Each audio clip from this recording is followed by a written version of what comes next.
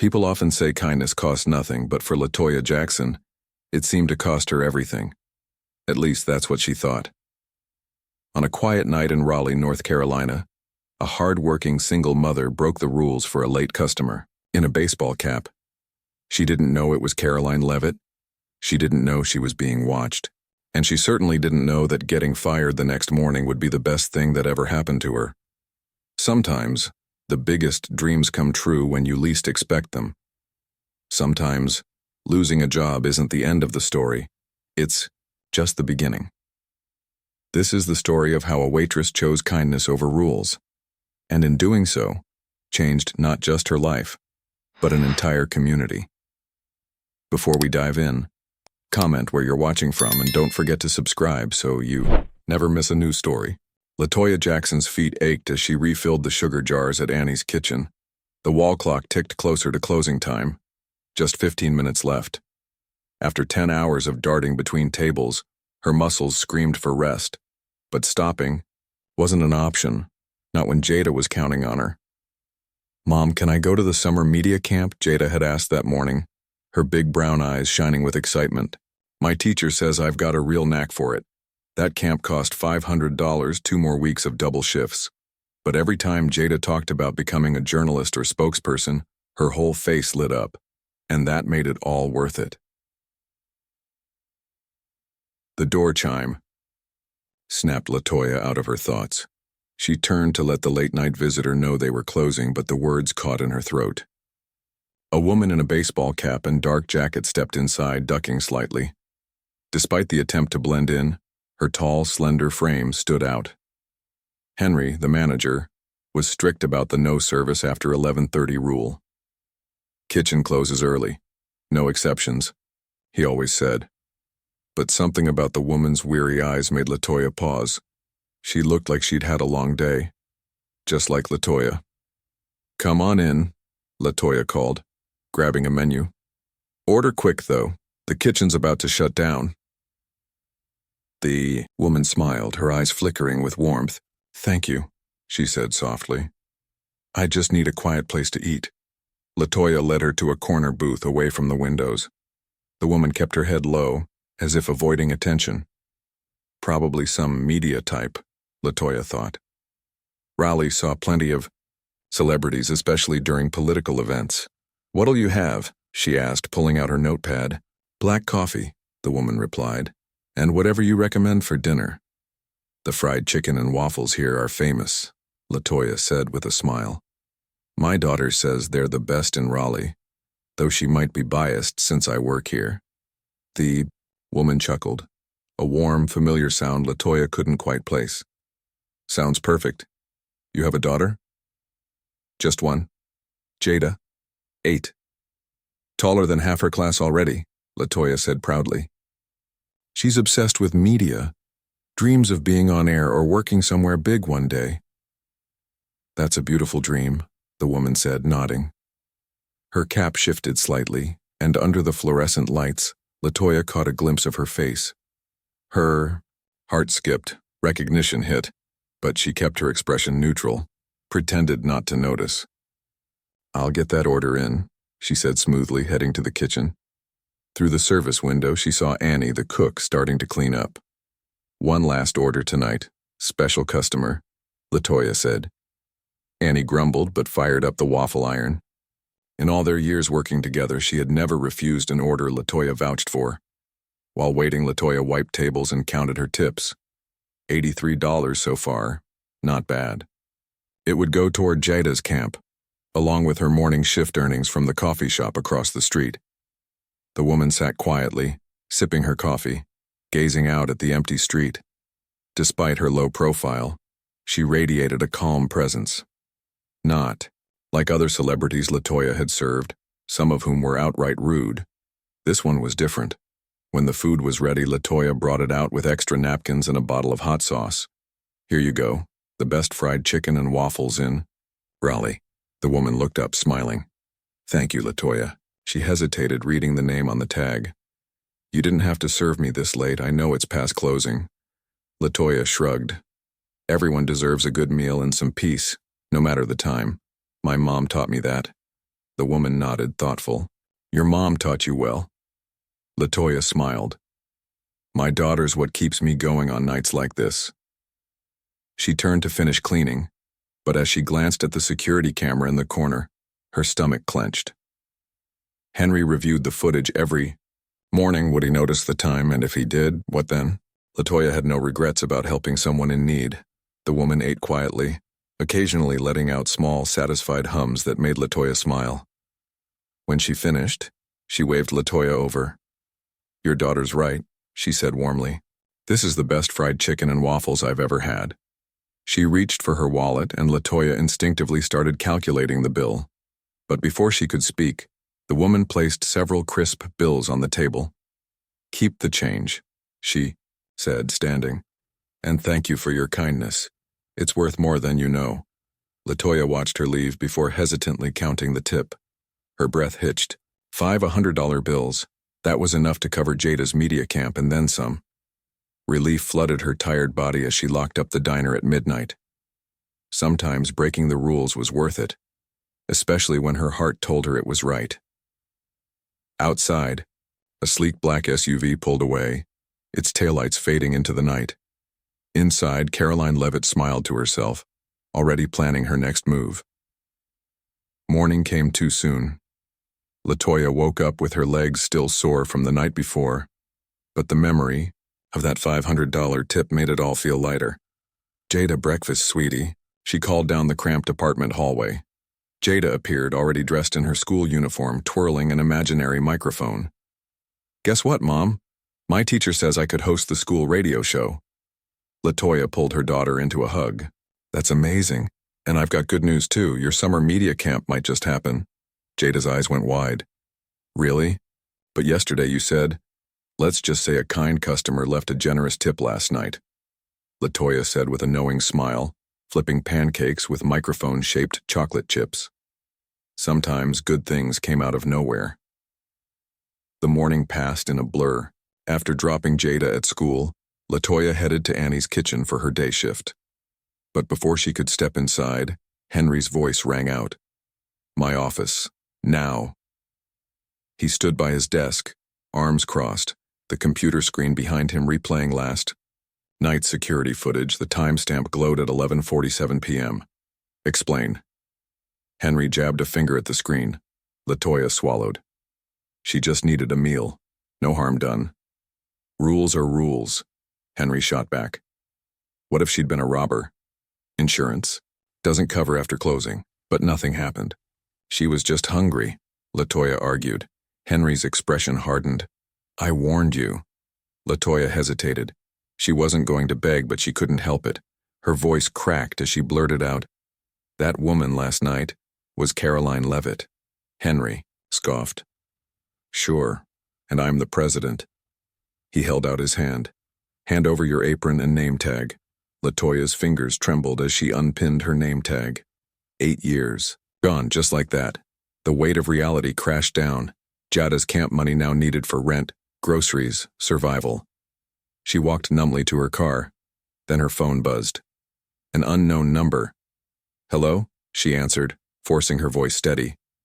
A professional-sounding woman replied, Is this Latoya Jackson? Yes, who's this? I'm calling on behalf of Karoline Leavitt. She'd like to meet you this morning at her temporary office in downtown Raleigh. Are you available? Latoya nearly dropped the phone. She glanced back at the diner where Henry stood at the window watching her. She exhaled sharply, gripping the steering wheel. I guess I'm free now. Her heart pounded as she drove to downtown Raleigh. The towering glass and marble building felt worlds away from Annie's kitchen. Stepping inside, she tugged at her blue and white uniform, suddenly feeling out of place. At the front desk, a security guard barely looked up. I'm Latoya Jackson, she said hesitantly. I got a call about meeting Karoline Leavitt. The guard's posture shifted, his boredom replaced with curiosity. He made a quick call, then handed her a visitor's pass, 10th floor. Miss Patricia will meet you at the elevator. The ride up felt endless. Why did Karoline Leavitt want to see her? Was she upset that Latoya had pretended not to recognize her last night? When the doors opened, A neatly dressed woman in her 50s greeted her with a kind smile. "This way, miss. Jackson, can I get you anything? Water? Coffee?" "No thanks." Latoya started, then hesitated. "Actually, water would be nice." Patricia led her to a cozy waiting area with massive windows overlooking the city. From here, Annie's kitchen looked tiny, much like Latoya felt. "Miss Leavitt will be with you shortly," Patricia said, setting down a glass of water. "Make yourself at home." At home? Latoya almost laughed. How could she possibly feel at home when her whole life had just collapsed? When she didn't even know how she'd pay next month's rent? When Jada's dreams might be slipping away? As Latoya sat in the waiting area, her phone buzzed. A text from Jada. "Mom, I did awesome in media class today. Teacher says, I've got a host. Snack?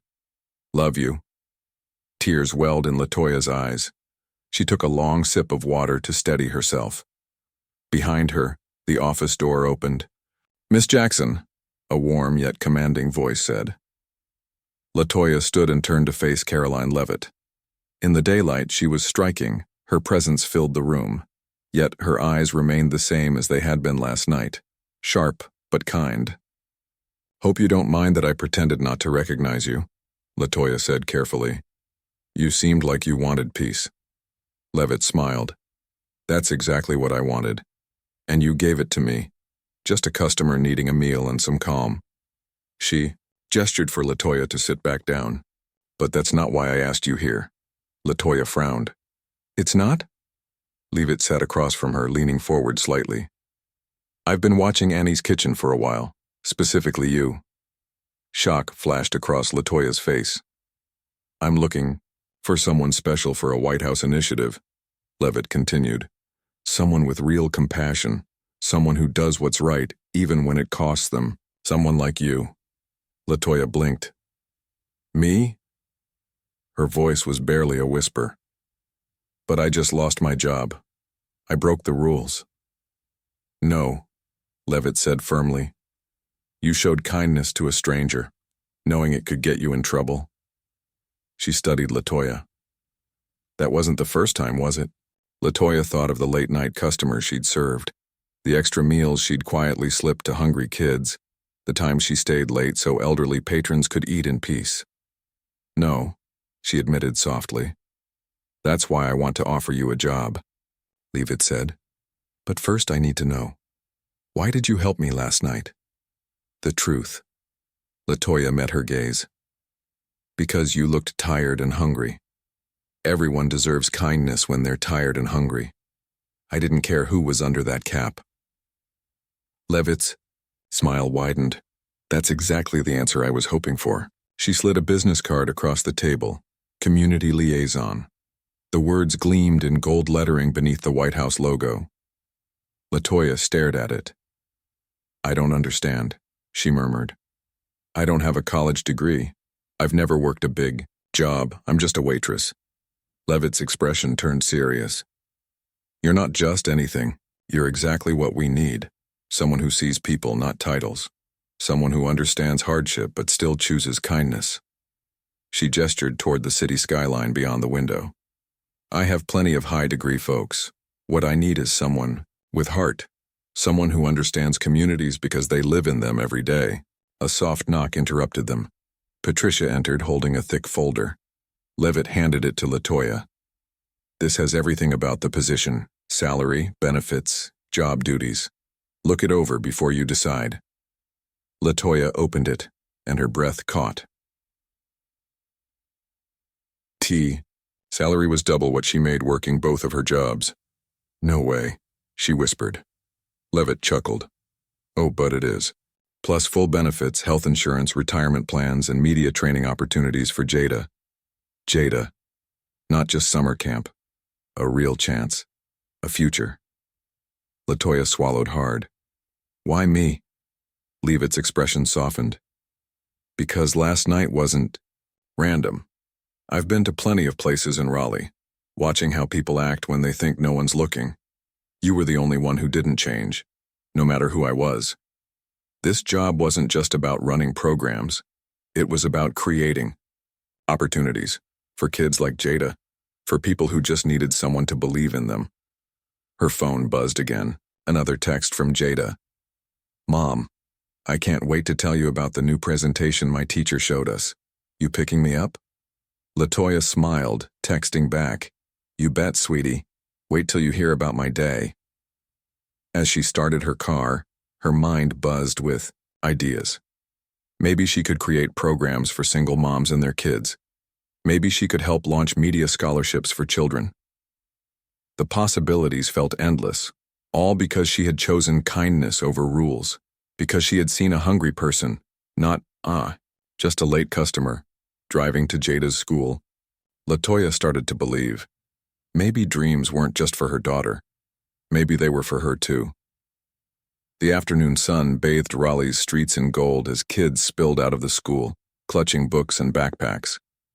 She spotted Jada instantly, the tallest in her group, holding an imaginary microphone with effortless grace. Mom, Jada called, running toward the car. Then she slowed, noticing Latoya's diner uniform. Why aren't you at work? Latoya took a deep breath. Sweetie, we need to talk. But first, tell me about your day. As they drove, Jada chattered excitedly about her class, how her teacher had praised her leadership. Latoya listened, her heart full. And for the first time in a long time, she felt like the future wasn't just something to survive. It was something to look forward to. Latoya's mind raced with what the new job could mean. Real opportunities, media classes, a future for Jada beyond just summer camps. As they pulled into their favorite park, the one where Jada had once practiced her first public speech, Latoya led her to a bench beneath the big oak tree. Something happened today, she began, pulling out the folder. Actually, it started last night at the diner. She told it all, serving Karoline Leavitt, getting fired, and then the unexpected job offer. Jada's eyes grew wider with each word. Wait, you mean the Karoline Leavitt, the White House spokesperson? Latoya nodded. And she wants you to work for her? Jada's voice was filled with awe. That's right, sweetie. But it's a big change.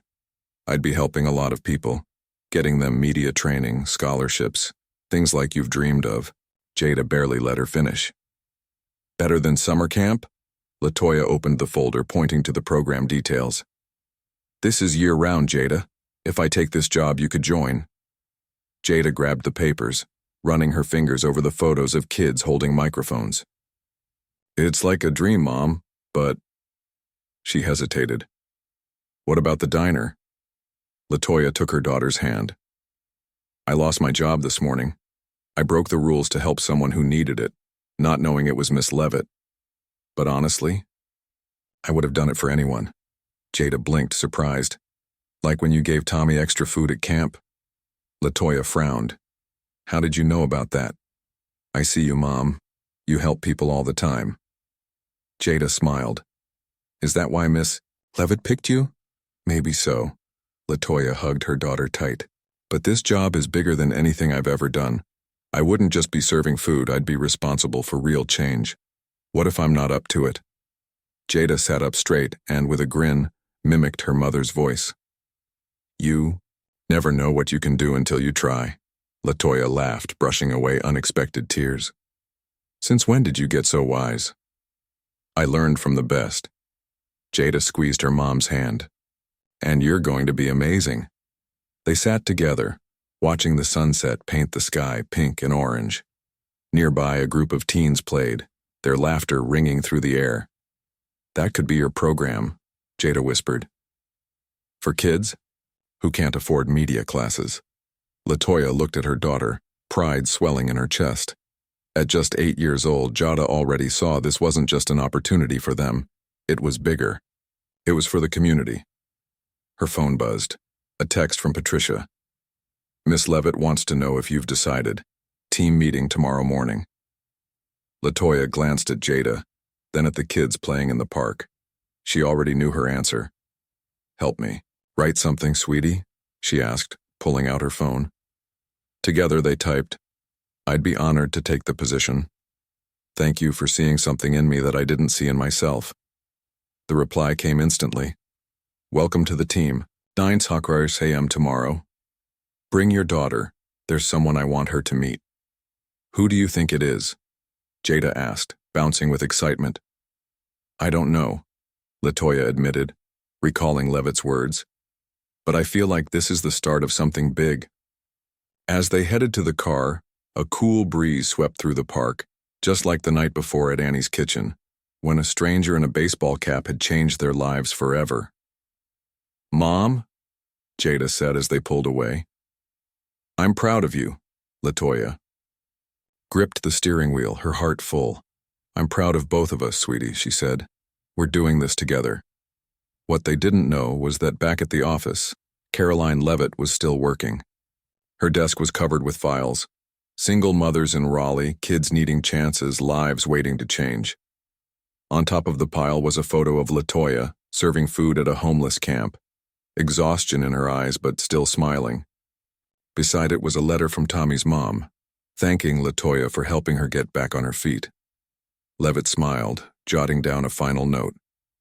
Sometimes the biggest dreams come true when you help others reach theirs. The next morning, Latoya stood in front of her closet panicking. Everything she owned felt too plain, too old, too waitress for a community liaison. After 5 outfit changes, she finally settled on the navy dress her mom had given her last Christmas.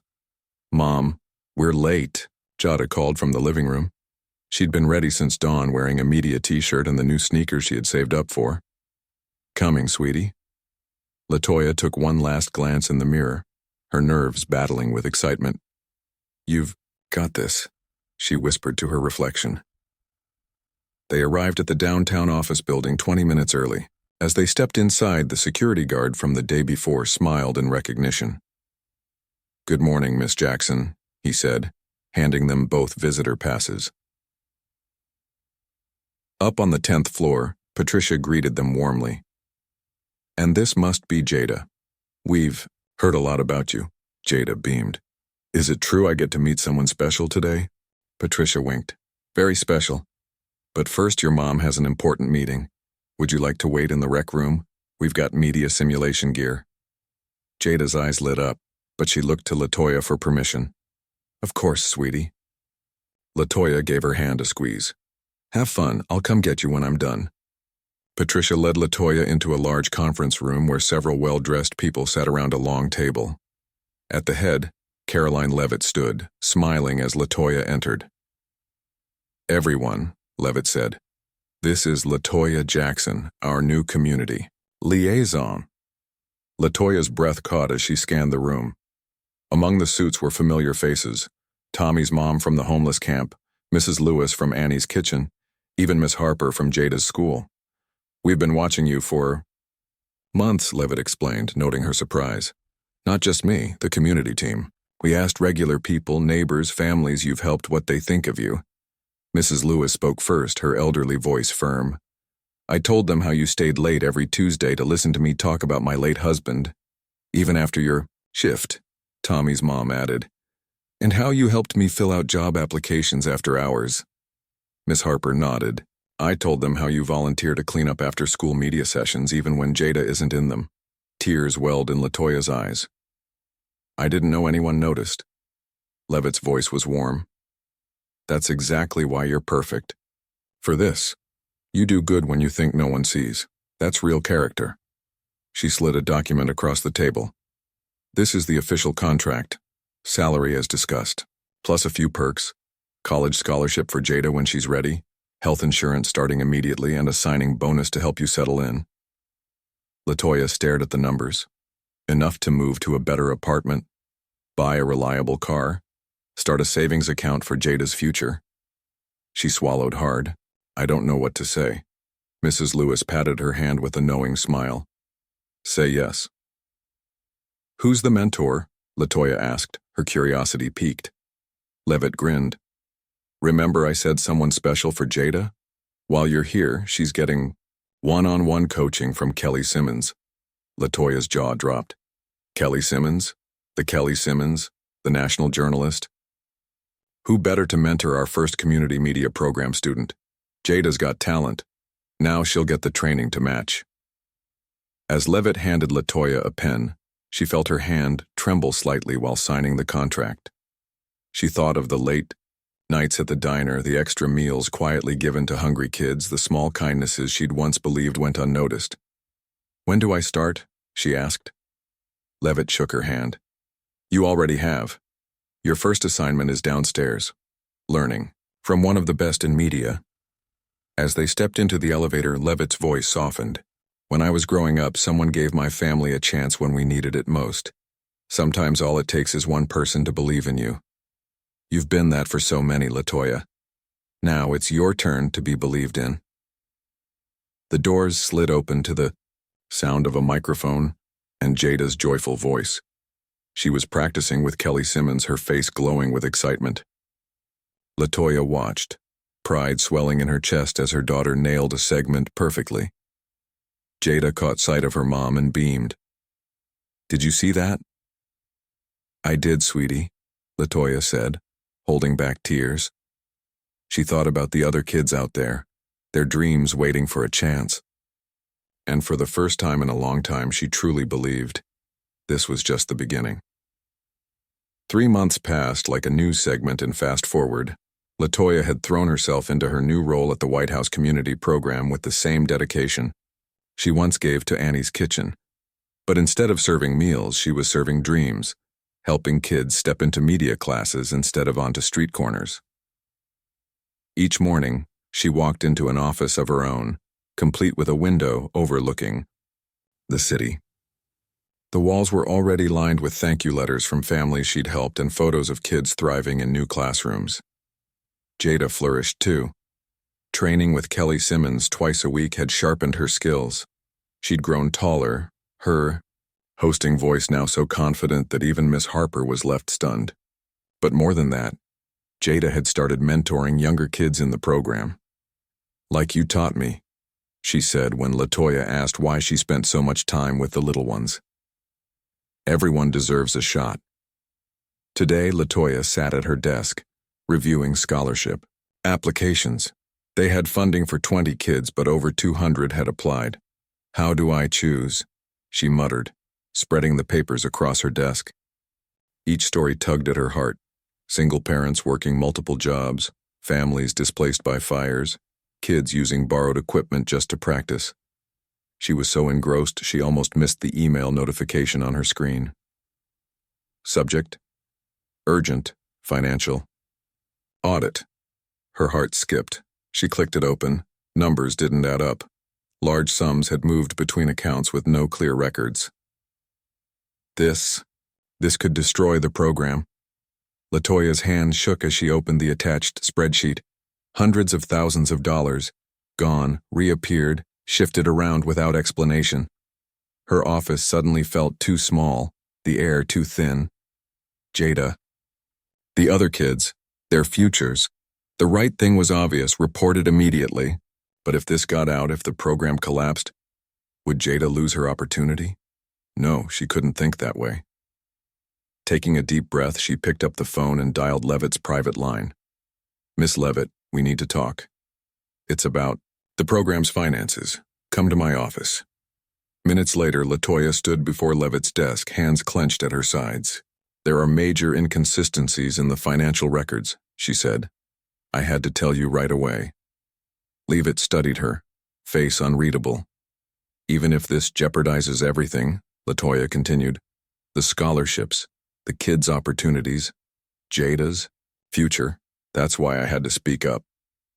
They deserve an honest program. My daughter deserves success built on integrity, not lies." For a long moment, Leavitt's expression remained firm. Then slowly, she smiled. "That's exactly what I wanted to hear." Latoya blinked. "I don't understand." "No money is missing, Latoya," Leavitt explained. "This was a test." "A test?" "The numbers were altered temporarily. We needed to see if you'd do the right thing, even when it meant risking everything." Relief hit Latoya so hard she had to sit down. "The program's integrity matters just as much as its impact," Leavitt said. "And you just proved you're the person we've been looking for." She slid a new contract across the table. Executive Director? Latoya whispered, reading the title. The current director is retiring soon. We've been preparing you for this from the start. You've shown compassion, dedication, and now, integrity. The job is yours if you want it. Through the office window, Latoya saw Jada coaching a little girl on how to hold a mic, a mirror of herself, a cycle of giving, of lifting others up. I'd be honored, she said, reaching for the contract. Then she hesitated. But I want one more thing. Leavitt raised a brow. What's that? I don't want to just fund 20 kids. I want every child to have a chance. Even if the scholarships are smaller, I want to help them all. Leavitt's smile widened. That's exactly why you're perfect for this. That night, Latoya and Jada sat in their favorite spot at the park. The new contract sat in Latoya's bag, signed, Executive Director. She still couldn't believe how much had changed since that fateful night at Annie's kitchen. Her phone buzzed. A text from Sarah, an old friend. Proud of you. Saw the news. You're making a difference, girl. She looked up at Jada, laughing as she helped a friend perfect a media segment. Jada noticed her staring. What? Nothing, sweetie, Latoya said, smiling. Just thinking. Sometimes the biggest dreams come true when you help others reach theirs. She took a deep breath, letting the night air fill her lungs. This wasn't just her dream anymore, it was a movement, and it was only the beginning. Latoya's phone buzzed. A message from an old coworker. You won't believe this. Annie's Kitchen just got bought by a big company. They're turning branches into community hubs with media classes. Rumor is you're involved. A slow smile spread across Latoya's face as she recalled Leavitt's words about giving people chances. This wasn't just about her anymore. It was about transforming the community, one diner at a time. Mom. Jada's voice rang out as she ran over with her friends, her face speckled with sweat. Can we get ice cream? I promise we'll practice more after. Looking at their hopeful faces, Latoya couldn't say no. On the way to the ice cream shop, she listened to the kids chatter about their dreams. Little Marcus wanted to be a reporter. Sarah was set on college media studies. Tommy's sister Jenny had her sights on radio hosting. Save room for dinner, Latoya warned as they dug into their cones. Your families will blame me if you're too full. Jenny looked up suddenly. Miss Latoya, why do you help so many kids now? Don't you miss waitressing? Latoya thought for a moment. I miss the little moments, helping people, seeing their smiles. But now I get to help in a bigger way, like turning Annie's into a place for media classes. Marcus's eyes widened.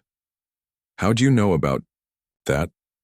My mom works there, he said, licking melted ice cream off his fingers. She says you're like a guardian angel. That night, after the kids had gone home and Jada settled in to do her homework, Latoya reviewed the program's latest financial report. Everything seemed perfect, too perfect. A nagging feeling made her dig deeper. Something was off. Some grants were recorded as received, but they were meant for future months. Checking further, she found more discrepancies. The numbers matched, but the timing didn't. It was like someone had counted money that wasn't actually there yet. Her stomach tightened. Another test? Or was this real? She reached for her phone to call Leavitt, then stopped. No. As director, she had to investigate first. 2 hours later, she had her answer. Someone had logged pledged grants as actual funds, making the balance seem larger than it was. Mom. Latoya looked up to see Jada standing in the doorway wearing pajamas. It's late. You always say we both need sleep to do our best. Latoya exhaled, pushing the papers aside. You're right.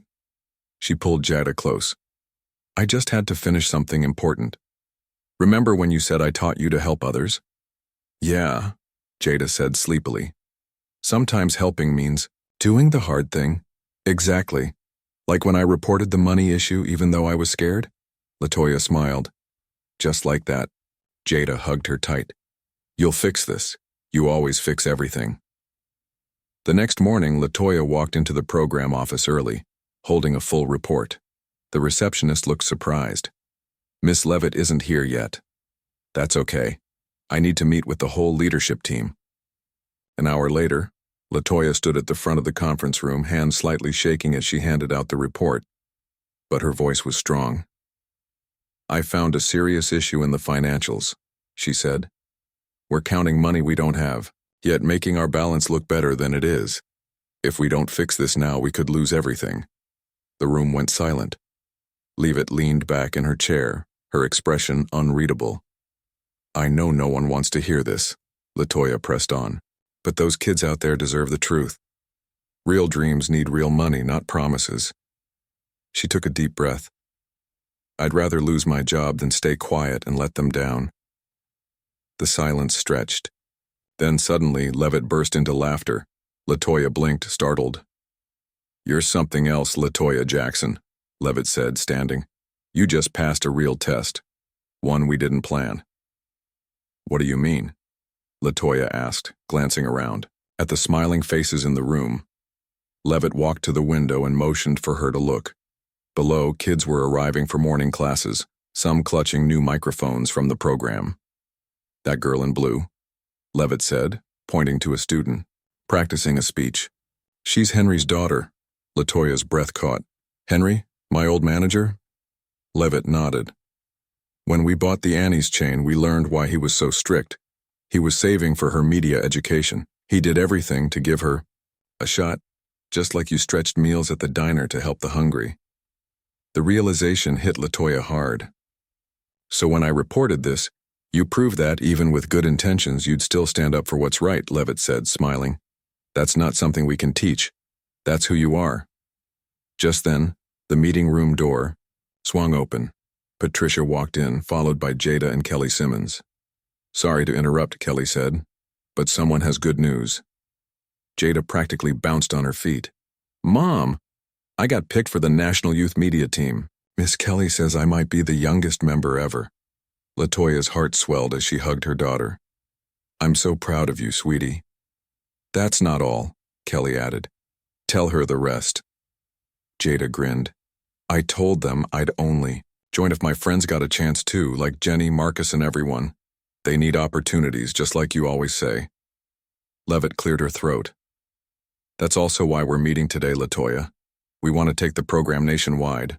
Community centers in every city, starting with the Annie's Kitchen chain. And we want you to lead it all." Latoya sank into her chair, the weight of the moment pressing down on her. "Nationwide. You've proven yourself in every way," Leavitt continued. "Not just through our staged tests, but through real challenges. You've shown that success means nothing if others don't succeed too." She slid a fresh contract across the table. "What do you think? Ready to help kids across the country chase their dreams?" Latoya looked at Jada, who nodded eagerly. She thought about the parents working double shifts, the kids learning on outdated equipment, the dreams waiting for a chance to take flight. She picked up the contract. "On one condition." Leavitt raised a brow. "Name it." "Henry manages the first center," Latoya said, "and his daughter gets a full scholarship." Leavitt grinned. "Done. Turns out you're not the only one who believes in second chances." 6. Months later, Latoya stood on stage at the grand opening of the first community center, once an Annie's Kitchen, now something much bigger. The old sign still hung in the lobby, a reminder of where it all began. Outside, the parking lot had transformed into an outdoor classroom. Inside, the dining area brimmed with media equipment. In the crowd, Henry and his daughter wore program shirts, standing alongside Tommy, Jenny, Marcus, kids who once had dreams but now had real opportunities. Jada stood proudly beside her mother, dressed in her National Youth Media Team uniform. They'd come a long way from late-night talks about summer camp. Latoya stepped up to the podium. "Dreams come in all sizes," she said. "Sometimes it's hosting a big show. Sometimes it's serving a late customer. But the biggest dream is what we help others achieve." She caught Leavitt's eye in the audience. The woman wore a baseball cap, just like that night at Annie's Kitchen. Her smile said everything. Sometimes the smallest acts of kindness can change everything. Not just for one person, but for a community. Not just for one night, but across generations. Not just one dream, but all the dreams yet to be dreamed.